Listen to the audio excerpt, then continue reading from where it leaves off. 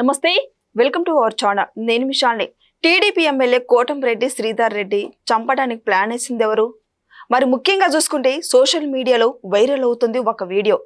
అయితే ఆయన చంపేస్తే డబ్బే డబ్బు, కోట్ల డబ్బు, లేదా అరుణకి అంటే లేడీ డాను అరుణ, ఆయన చంపేస్తే ఆ టికెట్ అరుణకి ఇస్తానంది ఎవరు? ఇలాంటివన్నీ డిస్కషన్ చేసే ముందు స్టూడియోలో ఉన్నారు ప్రముఖ రాజకీయ విశ్లేషకులు అడుసుమల్లి శ్రీనివాస్ గారు ఉన్నారు. వారిని అడిగి విషయాలన్నీ తెలుసుకునే ప్రయత్నం చేద్దాం. నమస్కారం సార్. నమస్కారం అండి.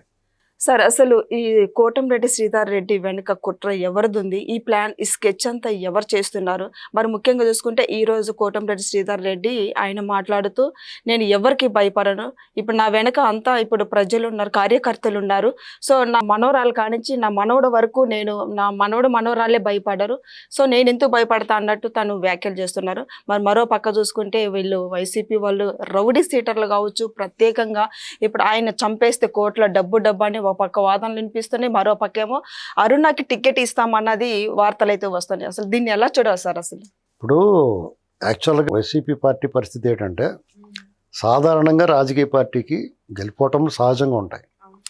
తెలుగుదేశం పార్టీ కూడా అనేక విజయాలు, అప్రతిహత విజయాలు ఉన్నాయి, ఘోర పరాజయాలు ఉన్నాయి. తిరిగి వాళ్ళు ప్రజల్లోకి వెళ్ళి పోరాటాలు చేసి, ప్రజల సమస్యల మీద పోరాటం చేసి వాళ్ళు తిరిగి అధికారంలో రావడం జరుగుతూ వచ్చింది. అప్పుడున్న ప్రభుత్వాలు ఏమన్నా కొంచెం ప్రజా వ్యతిరేక నిర్ణయాలు తీసుకున్నా, ప్రజలను ఇబ్బంది పెట్టినా, వీళ్ళు పోరాటాలు ఫలించి గెలిచారు.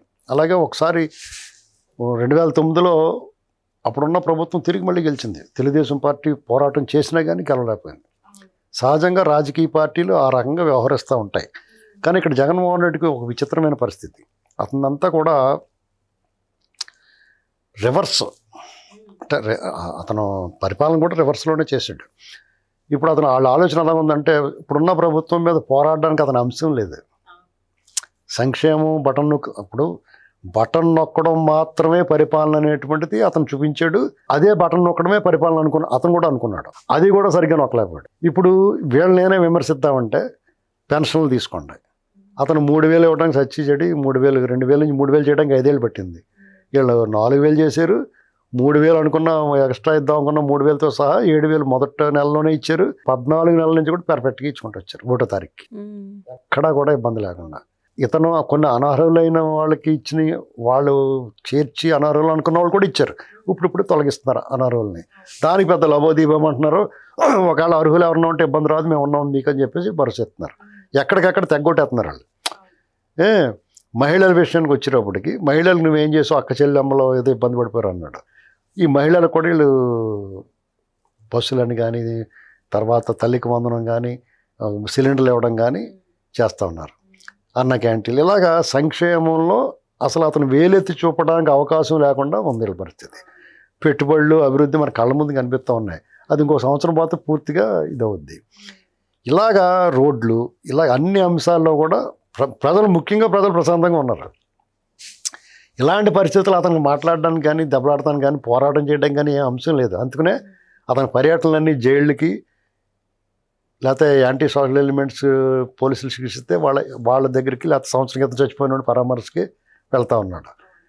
మరి వాళ్ళకి ఏ దారి ఉంది?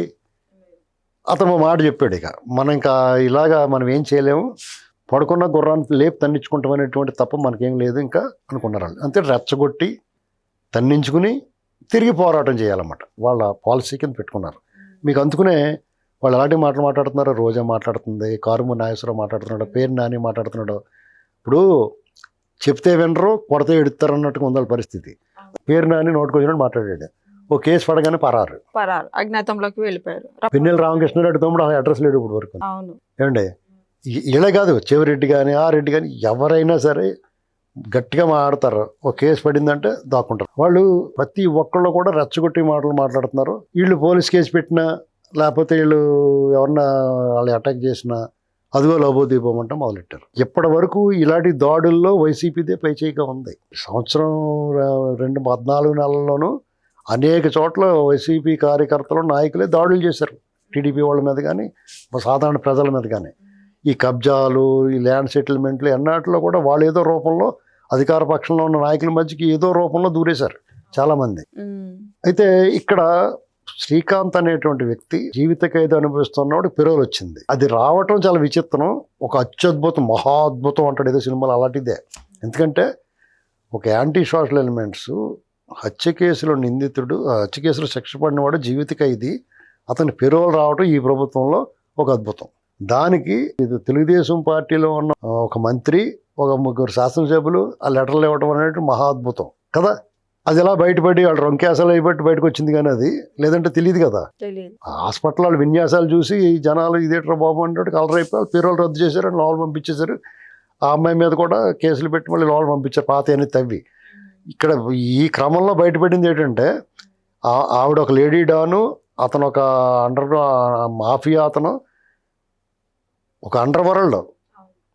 ఇలాంటి పరిస్థితులు వెనకాల జనాలు పెట్టుకుని హత్యలు, సుపారీలు, హత్యలు, ఇదే కార్యక్రమాలు, సెటిల్మెంట్లు అనేటువంటిది ఒక ఎస్టాబ్లిష్ అయింది. అంటే నెల్లూరు జిల్లా లాంటి చోట రాజకీయ ఆధిపత్యం, అహంకారం, ఆడంబరం ఇవన్నీ ఉంటాయి, కానీ ఈ రకమైన దుర్మార్గాలు నెల్లూరు జిల్లాలో ఇదివరకు లేవు.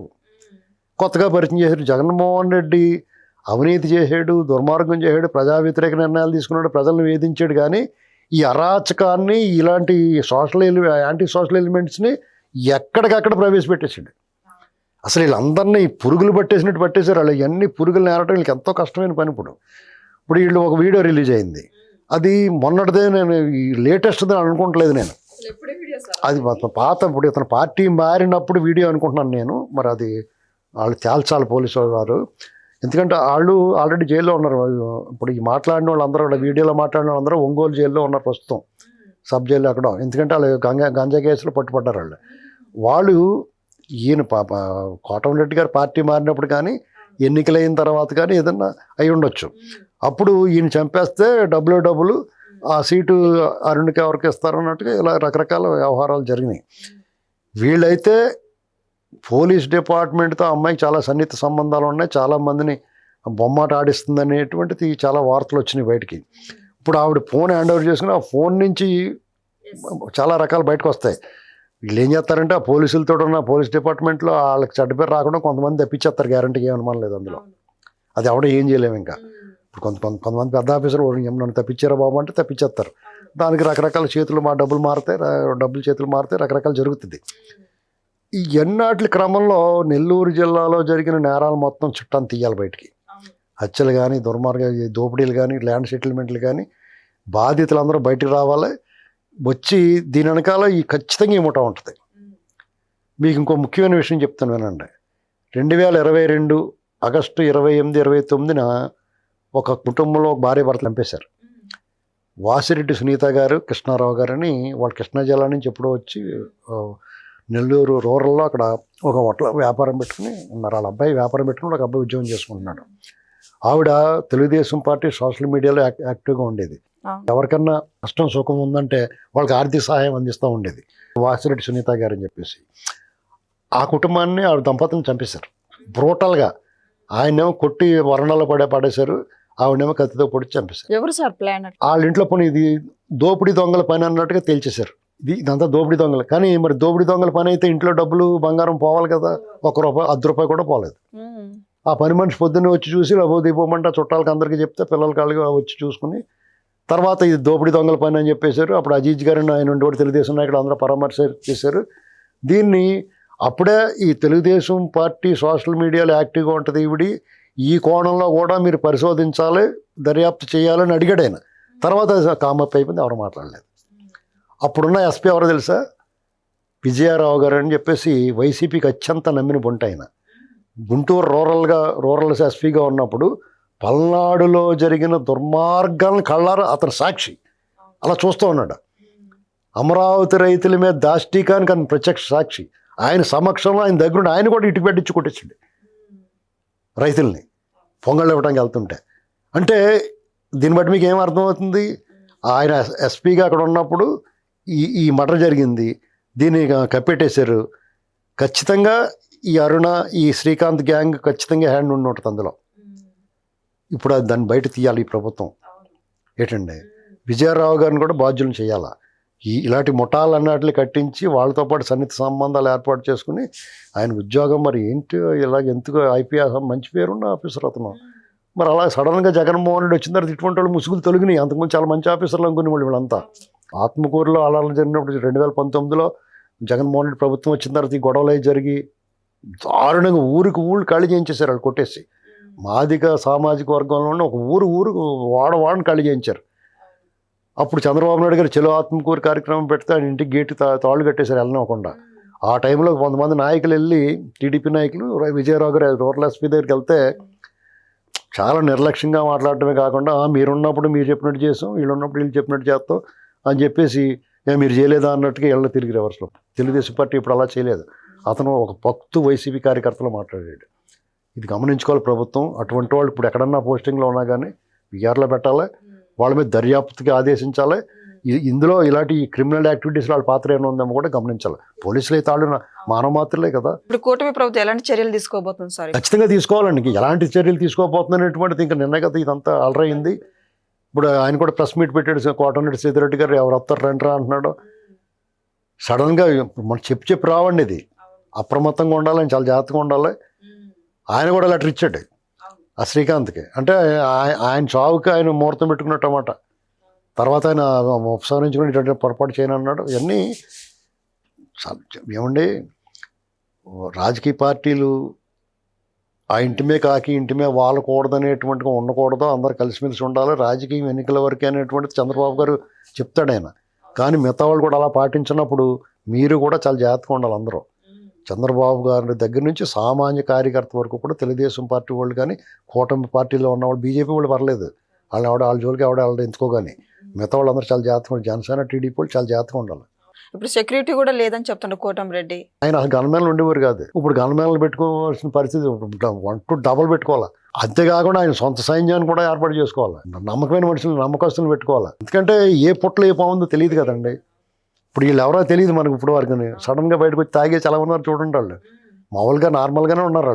వాళ్ళకి మీసాలు సినిమాలో చూపించిన రౌడీలాగా ఏం లేరు. వాళ్ళు డేంజర్గా ఉంటుంది. జాగ్రత్తగా ఉండాలి వాళ్ళతోటి. సో ఇదంతా చూశారు కదా. ఇక కోటమిరెడ్డి శ్రీధర్ రెడ్డి ఈ విషయాలకు అన్నిటికీ కుట్ర అన్నిటికీ స్పందించి ఇక ఎవరు వస్తారో రాని చూసుకుంటా, నేను ప్రజల కోసం, టీడీపీ కార్యకర్తల కోసం, టీడీపీ కోసం లాస్ట్ చివరి శ్వాస వరకు నేను పోరాడుతూనే ఉంటానని తను వ్యాఖ్యలు చేస్తున్నారు. ఇక ఏం జరగబోతుందో నెక్స్ట్ వీడియోలో అయితే తెలుసుకుందాం. Thank you sir.